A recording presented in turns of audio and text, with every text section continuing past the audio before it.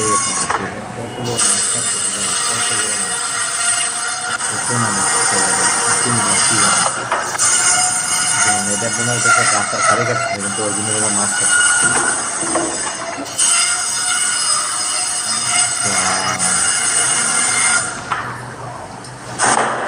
কি অবস্থা দেখছেন, কিভাবে মাছকে পিস পিস করতে পুরো এই জায়গা কাটছে।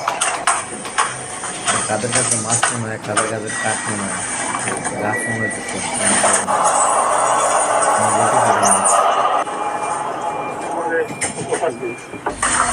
পিসগুলো